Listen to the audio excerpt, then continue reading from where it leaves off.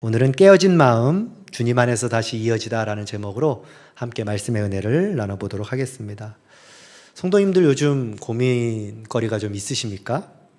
아마도 고민이 없는 분은 없을 겁니다. 그리고 그 고민의 대부분의 문제들을 살펴보면 사람이 관련되어 있습니다. 제가 오랫동안 교회를 섬기면서 참 많은 사람들을 신방을 했습니다. 신방하면서 그 문제들을 꺼내놓고 기도 제목을 나누곤 하는데요. 그때마다 대부분의 그 문제의 근원으로 들어가 보면 사람이었습니다. 그 사람으로 생겨난 관계의 문제가 결국 수많은 어려움들을 만들어내더라고요. 아마도 그 누구도 이 관계의 문제로부터 자유롭지는 못할 겁니다. 사람으로 인해 생겨난 문제는 일상 속에서 늘 폭탄을 밟는 것처럼 우리의 삶 가운데 찾아옵니다. 그러다 보니 이 문제를 해결하는 세상적 방식도 참 많습니다. 자녀를 한번 예로 들어볼까요? 요즘 학생들에게 있어서는 아마도 가장 큰 어려움이 있다면 학업에 대한 극심한 부담감, 때로는 학교나 학원 생활 가운데 나타나는 교우 관계가 아닐까 생각을 합니다. 이로 인해서 우리 자녀들이 데미지를 참 많이 입습니다. 또 정신적으로도 정서적으로도 큰 어려움에 처합니다. 그러다 보니 그것으로부터 벗어나기 위해 부모들은 심리상담센터를 참 많이 찾곤 하죠. 그러니까 전문가의 도움을 받아서 이 문제를 해결해 보고자 하는 마음에서 비롯된 모습이지 않을까 생각합니다. 근데 이러한 문제들이 아이들에게만 있는가? 그렇지 않죠. 시니어 세대는 어떻습니까? 외로움과 고립의 문제가 매우 심각하죠. 자녀들은 멀리 있고요. 친구들은 하나 둘씩 세상을 떠나가고요. 그래서 마음 둘 곳의 영역이 예전에 넓었었는데 점점 축소됨을 느끼는 겁니다. 그러다 보니 더 외로움을 경험하는 것이고요. 그래서 요즘에는 그것의 사업성을 안 기업들이 시니어용 반려 AI 로봇을 앞다투어 만들고 있습니다. 그리고 실제로 그것을 사용하는 어르신들이 시골에 참 많다고 하더라고요. 말벗도 되어주고요. 또 이 전자제품을 작동하는 게 참 어렵잖아요. 그래서 인공지능으로 연동시켜 놔가지고 전자제품도 쉽게 작동할 수 있도록 도와주는 그런 역할을 한다고 합니다. 시니어들을 외롭지 않게 해준다고 하지만 사실 기계잖아요. 잠시의 고독을 덜어내 줄 수는 있을지 모르겠지만 그것이 온전한 해결책이 될 수는 없습니다. 직장 생활하는 여러분들은 좀 어떻습니까? 치열한 경쟁과 까다로운 인간관계를 경험하면서 지금 직장을 버티고 계시지 않으십니까? 그러다 보면 번아웃이 오기도 하고요. 때로는 이 전쟁터 같은 곳에서 살아남기 위해서 몸부림치다가 결국에는 살아남지 못해 퇴사를 하는 경우도 종종 있죠. 그러다 보니 요즘 젊은이들 사이에서 무엇을 찍는 줄 아십니까? 퇴사 브이로그 같은 걸 찍습니다. 그 카메라 앞에 지금 내가 처한 상황을 낱낱이 드러내는 것입니다. 그러면 사람들이 그걸 보고 막 공감을 해줍니다. 그리고 위로를 받습니다. 어찌 보면 이 관계의 문제를 해결하려는 하나의 출구 전략처럼 보이죠. 그러니까 세대를 막론하고 저마다 관계의 문제 앞에 서 있고 그것을 해결하기 위하여 우리는 끊임없이 몸부림치고 있습니다.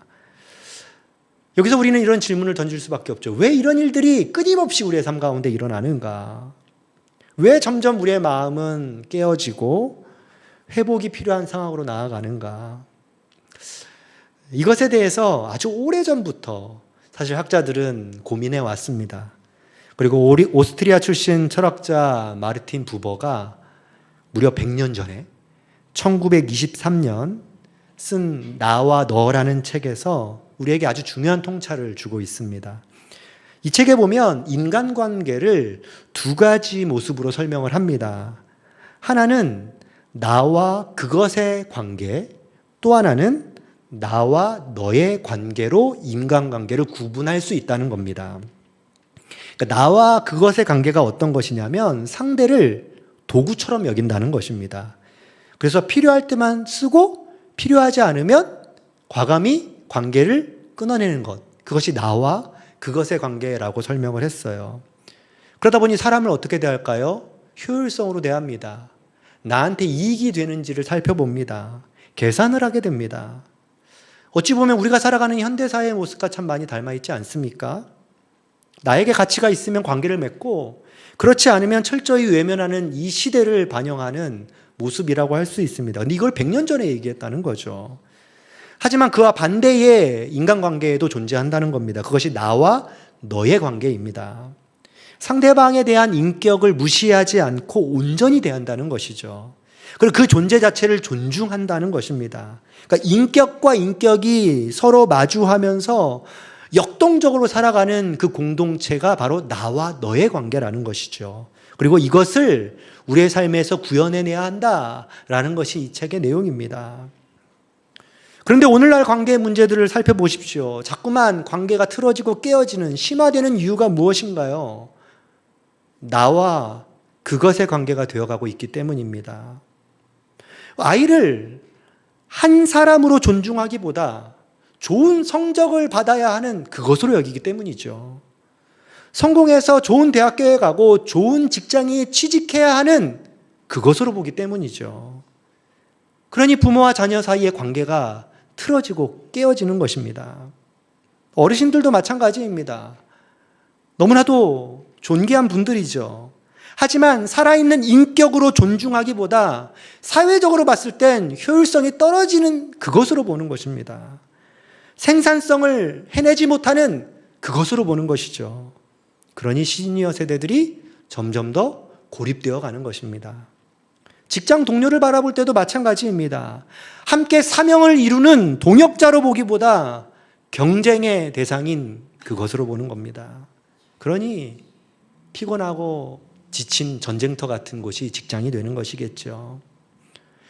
그런데 하나님은 우리에게 사람과 사람 사이의 관계를 그런 관계로 주시지 않으셨습니다. 본래부터 하나님은 우리에게 사람이라는 존재를 선물로, 은혜의 통로로 주셨습니다. 우리는 그것을 아담과 하와의 관계를 통해서 확인할 수 있습니다. 하나님이 아담을 처음 만드셨습니다. 아담을 완벽하게 만드셨습니다. 하지만 혼자 있는 것이 좋지 않게 보이셨습니다. 그래서 누구를 만드셨죠? 그와 함께할 하와를 만든 것입니다. 그렇게 사람과 사람 사이의 관계성이 완성되자 그제서야 하나님은 보시기에 좋았다라고 말씀하셨습니다. 이것이 진정한 사람과 사람 사이의 복인 것이죠. 하지만 우리가 상대를 그것으로 대하는 순간 금이 가고 깨어지게 되는 것입니다. 저는 오늘 함께 우리가 읽은 말씀을 통해서 나와 너의 관계로 다시 회복되는 자리가 되기를 소망합니다. 바로 오늘 본문에 나타난 세 인물들을 살펴보면서 말이죠. 오늘 말씀에 보면 세 사람이 등장을 합니다. 바울, 그리고 빌레몬, 오네시모, 요 세 사람입니다. 그런데 이들의 관계를 자세히 들여다보면 한마디로 말해서 족보가 꼬여도 너무 꼬인 관계입니다. 그 꼬임의 시작이 오네시모와 빌레몬 사이에서 비롯되었습니다. 원래 오네시모는 빌레몬의 종이었습니다. 그런데 오네시모가 주인인 빌레몬에게 어떤 큰 잘못을 행했고 그로 인해서 그 주인을 떠나게 되었습니다. 그래서 18절에 보면 바울이 빌레몬에게 이렇게 이야기를 하죠. 그가 만일 내게 불의를 하였거나 내게 빚진 것이 있으면 그것을 내 앞에 계산하라. 본문에서는 명확히 어떤 불의를 행했는지 또 어떤 빚을 졌는지 말해주고 있지는 않습니다. 하지만 학자들은 아마도 이것이 재산상에 큰 손해를 끼쳤다거나 주인의 신뢰를 저버리고 도망친 것으로 이해를 하고 있죠. 당시 로마 사회 사이에서 종이 주인에게 도망쳤다는 것은 법적으로 아주 큰 범죄였습니다. 사회적으로도 도저히 살아남을 수 없는 일이었습니다. 그야말로 완전히 관계가 어스러지고 깨져서 회복 불가능한 상태가 되어버린 것이죠. 주인이었던 빌레몬의 심정은 어땠을까요? 배신감, 분노, 수치심, 경제적인 손해, 이루 말할 수 없었을 것입니다. 오네시모라는 이름만 들어도 마음의 부하가 치밀어오지 않았을까요? 그렇다고 오네시모 또한 마음이 편했을까요? 그렇지 않습니다. 그 또한 자유를 찾겠다고 뛰쳐나갔습니다. 하지만 죄책감과 두려움에 사로잡혀 결국 바울을 감옥에서 만나는 것 아닙니까? 두 사람은 종과 주인의 관계에서 결코 돌이킬 수 없는 만큼 금이 심하게 간 사이였습니다. 그런데 이들의 관계 속에 바울이 끼어 있는 것입니다. 바울은 로마 감옥에서 갇혀 있었습니다. 놀랍게도 그곳에서 오네시모를 만나게 되죠. 그리고 도망친 그 종 오네시모에게 바울이 복음을 전합니다. 그리고 그 종이 복음을 듣게 되죠. 이때부터 놀라운 일이 펼쳐집니다. 자유를 찾았던 오네시모였습니다. 하지만 진정한 자유를 찾지 못하고 여전히 속박되어 있었습니다. 하지만 바울을 통해 복음을 듣고 주님이 주시는 진정한 자유함을 누리게 된 것입니다.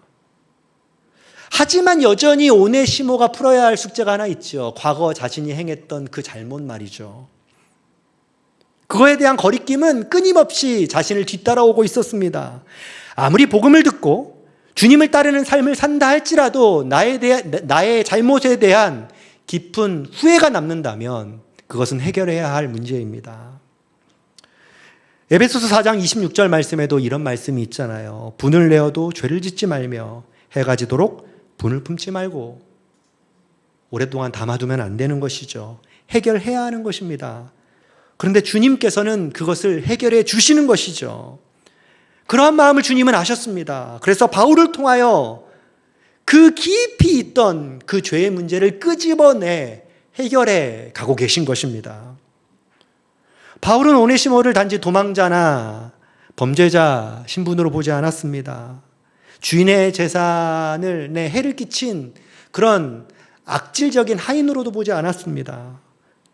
오히려 그는 주님 안에서 새롭게 된 한 형제로 보았습니다. 10절을 보면 오네시모를 대하는 바울의 고백을 통해 알 수 있죠.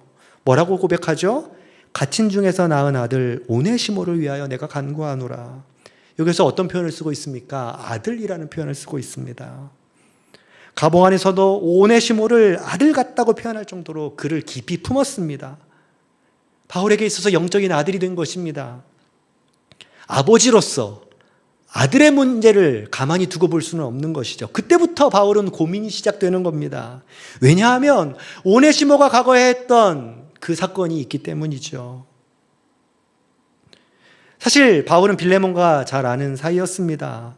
한번 생각해 보십시오. 오네시모도 빌레몬도 바울에게는 모두 아끼는 사이입니다. 하지만 이 둘이 갈라섰습니다. 원수가 되었습니다.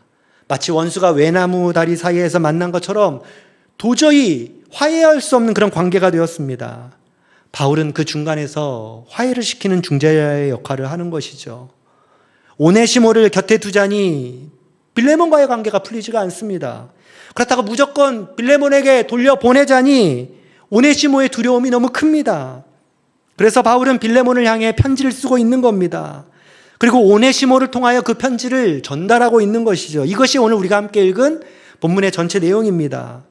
이때 바울은 빌레몬에게 이렇게 말합니다. 16절 말씀입니다.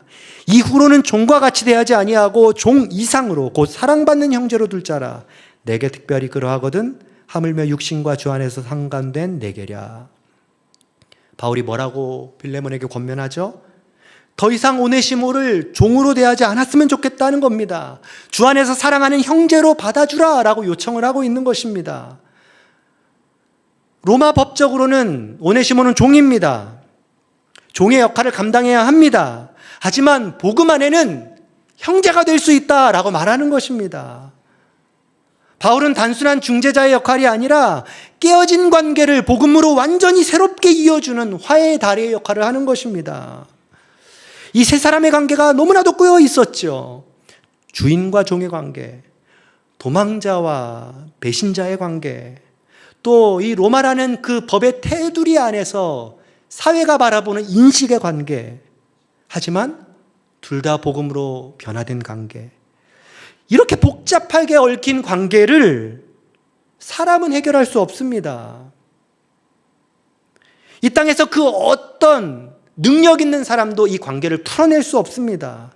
누가 이 관계를 풀어낼까요? 오직 예수님밖에 없다는 것이죠. 바울이 그 역할을 했던 것처럼 보입니다.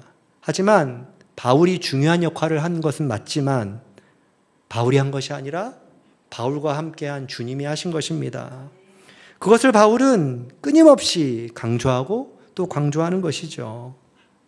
사실 하나님이 바울을 사용하지 않으셨다면 오네시모와 빌레몬이 만날 일은 없었을 것입니다. 편지를 주고받았던 일도 없었을 것이죠. 만약 바울의 체면을 봐서 바울의 말이니 억지로 들어주자라고 생각하고 들어주었다면 아마 그저 껄끄러운 관계를 잠시 무마하는 데 그쳤을 겁니다. 아마 마음속에는 야 그래 내가 이번만은 봐준다. 다음엔 다시 보지 말자. 이게 진정한 회복일까요? 주님이 바라시는 진정한 회복이 아닙니다. 지금 주님께서 바울을 통하여 이루시고자 하시는 이 회복은 단순한 관계 정리나 갈등을 봉합하는 수준이 아니었습니다. 종과 주인의 관계를 뛰어넘어서 동역자의 관계로 그들을 세우기 원하셨던 것입니다. 함께 교회를 세워가는 공동체의 가족이 되게 하셨던 것이죠. 그런데 이것은 인간적인 중재만으로는 불가능하다는 것입니다. 그래서 바울은 명확하게 이야기하고 있죠. 주님께서 하신다고요. 편지를 읽어보면요. 모든 것이 그리스도를 통해서 되었다라고 강조합니다. 그리스도 안에서 이루어졌다. 그리스도를 위해서 행했다. 주 안에서 펼쳐졌다. 이 모든 과정은 결국 주님이 인도하셨다라고 고백하는 것입니다. 관계의 진정한 회복은 오직 주님 안에서 해결할 수 있습니다. 사람의 말이나 노력으로 억지 화해를 시도할 수는 있겠지만 그것은 오래가지 못하죠. 진정한 변화는 주님이 우리를 새롭게 하실 때 그때 일어납니다. 빌레몬서에서 바울은 오네시모를 종이 아닌 사랑하는 형제로 받아주라라고 권면을 했습니다. 이게 무엇일까요? 법적 신분, 이 로마 사회의 법적 신분이 아닌 또 사회적인 지위가 아닌 관계의 본질이 바뀌어야 한다라고 말씀하고 있는 것입니다. 오네시모를 더 이상 그 주인의 재산으로만 보지 말고 주 안에서 함께하는 하나님의 자녀된 형제로 여겨야 한다라는 것입니다. 단순히 서로의 잘못을 덮어주는 정도가 아닙니다. 새로운 피조물로 완전히 새롭게 태어나는 그 변화의 상황을 이야기하고 있는 것이죠. 그렇게 오네시모는 도망자 신세에서 그리스도 안에서 새로운 삶을 시작한 신자가 되었습니다. 빌레몬은요, 주인의 신분에서 하나님의 은혜로 변화된 그 형제를 품을 수 있는 신자로 서게 되었습니다. 두 사람 모두 주님 안에서 거듭났기에 이전과 전혀 다른 관계가 형성되게 된 것입니다. 이것이 바로 복음의 능력입니다. 복음은 단순히 하나님과 나 사이의 문제만 해결하는 것이 아닙니다. 복음은 사람과 사람 사이의 그 깨어진 관계를 단지 봉합하는 수준이 아니라 완전히 새롭게 만들어 가십니다. 우리를 서로 경쟁자로만 보고 상처를 주고받는 그런 존재로 여기는다면 그 관계는 금방 무너질 것입니다. 하지만 복음은 우리의 마음의 근원을 바꿔 상대를 하나님의 형제 자매로 바라보게 하는 것이죠. 에베소 2장 14절 말씀에 보면 바울이 이런 고백을 하죠. 그는 우리의 화평이신지라 둘로 하나를 만드사 원수된 것 곧 중간에 막힌 담을 자기 육체로 하셨다라고 고백을 하죠. 이 말씀은 하나님과 우리 사이에 그 담을 허셨다, 예수님이 허셨다라는 고백입니다. 하지만 이것이 하나님과 우리 사이에만 해당되는 것이 아닙니다. 사람과 사람 사이에 막혀있던 그 담까지도 허물어내는 것이 바로 예수님이 하시는 일이시죠. 빌레몬과 오네시모 사이에 있었던 그 두터웠던 담도 결국 십자가 앞에 무너졌습니다. 우리가 사는 세상은 끊임없이 관계의 갈등을 만들어내고 있습니다. 가정에서, 때로는 직장에서, 심지어는 교회 안에서 오해와 상처로 인하여 관계가 틀어지죠. 이럴 때마다 우리는 어떤 마음을 품죠? 성령의 열매를 기억하며 그래 오래 참으라고 하셨으니 이번만 참자. 한 번만 더 하면 다시 안 본다. 이게 바로 우리가 문제를 대하며 그냥 덮어버리는 우리의 모습 아닙니까? 이건 해결이 아닙니다. 미루어둔 폭탄과 같습니다. 진짜 회복은 예수님 안에서 펼쳐지는 것이죠. 주님은 오늘도 우리에게 말씀하십니다. 이제 종으로가 아니라 사랑받는 형제로 대해야 한다고요. 이 말씀은 빌레몬에게만 주신 말씀이 아닙니다. 오늘 우리가 살아가는 삶의 현장에 우리를 향해 주시는 주님의 명령이기도 합니다. 깨어진 마음이 주님 안에서 다시 이어지는 그 놀라운 은혜를 경험하는 삶을 살아야 한다라고 말씀하는 것이죠. 그것이 우리가 신앙생활하면서 회복해야 할 진정한 관계의 복인 것입니다. 우리는 깨어짐을 참 많이 두려워합니다. 그래서 깨지면 어떻게 하죠? 빨리 치우고 새로운 것을 가져오려고 하죠. 빨리 감추려고 하죠. 하지만 주님은 다르게 일하십니다. 일본의 전통 도예 기술 가운데 킨츠기라는 기술이 있습니다. 이 그릇이 깨지잖아요. 그러면 그 그릇을 버리는 게 아니라 그것을 조각조각 맞춥니다. 그러면 그 깨진 틈에 금이나 은으로 그 틈을 메우는 것입니다. 그리고 오칠을 싹 하면 이전보다 훨씬 더 값어치 있는 그릇으로 변화되는 것입니다. 그게 바로 킨츠키라는 기술입니다. 예전에는 그냥 아주 사소한 유리 그릇이었다면 이 기술을 활용하면 그 어디에도 없는 작품이 됩니다. 우리의 관계도 마찬가지예요. 사람과 사람 사이에 깨어졌던 그 관계를 우리는 버리려고 하거나 덮어두려고 합니다. 그러나 주님은 어떻게 하시죠? 십자가의 보혈로 우리의 금간 마음을 다시 이어붙이십니다. 그 회복은 단순히 그냥 이전 상태로 돌아가는 것이 아닙니다. 더 깊은 은혜와 사랑으로 새롭게 빚어지는 것입니다. 그것이 바로 빌레몬과 오네시모의 관계였고 또 우리가 경험해야 할 관계입니다. 사랑하는 성도 여러분, 혹시 성도님들 마음속에 금이 간 어떤 무언가가 있으십니까? 주님께서 그 가운데 서 계심을 기억하십시오. 주님이 개입한 이상 더 이상 그 상처는 내 안에 수치로 남지 않습니다. 영광이 되고 은혜가 될 줄 믿습니다. 깨어진 마음이 주님 안에서 다시 이어지는 그 복된 삶을 살아가는 저와 여러분들 되면 좋겠습니다. 특별히 이번 명절 주간 친척들과 싸우지 마시고 혹시라도 원수 지내면서 살아왔다면 그 금간 그 모든 마음들을 주님 안에서 회복하는 그런 복된 기간이 되기를 소망합니다. 함께 기도하겠습니다. 언제나 우리와 함께 동행하시는 하나님 아버지, 우리의 마음은 쉽게 깨어지고 사람과의 관계에서 자주 상처를 입습니다. 그러나 오늘 우리에게 주신 말씀을 기억하며 주님 안에 참된 회복이 있음을 고백합니다. 종이었던 오네시모가 형제가 되었던 것처럼, 주인이었던 빌레몬이 동역자가 되었던 것처럼 우리의 관계에도 십자가의 은혜로 새롭게 되게 하여 주옵소서. 금이 간 우리의 모든 마음의 심령들이 주님으로 말미암아 더욱더 아름답게 빚어주셔서 우리의 깨어진 마음이 은혜로 고백되는 복된 삶을 살게 하여 주옵소서. 예수님의 이름으로 기도합니다. 아멘.